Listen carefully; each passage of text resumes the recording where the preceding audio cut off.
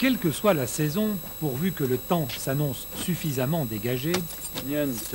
tous les matins, Giraud part voler. Ce solitaire au caractère redoutable a énormément d'admirateurs, beaucoup d'amis, quelques disciples. Il a aussi des ennemis.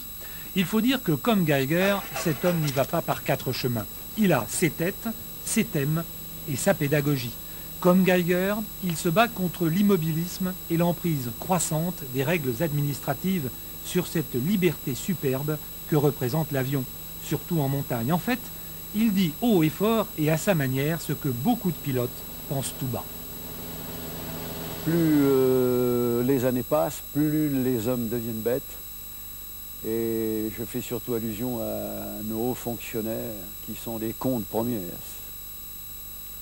C'est quelque chose de dingue. Bon. Sur quel plan? Oh, à tout point de vue, quoi. La réglementation. On s'aperçoit que ce sont des carriéristes et rien d'autre, rien d'autre. Ils n'ont aucune connaissance. Les gens, par exemple, qui ont fait le tracé du parc des Écrins n'avaient aucune connaissance, sont même pas venus voir à pied. Je suis très amer de ce côté-là, mais alors pas méchant du tout. Avant, j'aurais volontiers fait marcher la dynamite, mais j'ai plus le temps maintenant, j'ai plus assez de temps. Il faudrait que les jeunes prennent la relève et cassent la baraque. Et j'ai atteint un nombre d'heures de vol que plus personne ne pourra atteindre maintenant, 40 000, ce qui représente en distance linéaire 40 fois le tour de la Terre. Ce que j'ai fait, un autre peut le faire, mais c'est très difficile à faire en définitive. Surtout dans un pays comme la France, ça sera impossible. Tout est réglementé. Même si vous avez votre avion, même si vous avez un grand champ de luzerne, vous êtes en infraction si vous vous posez chez vous.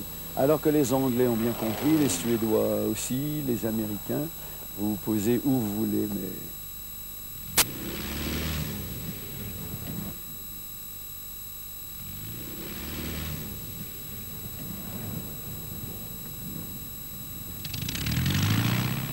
De Giraud est sans doute justifié.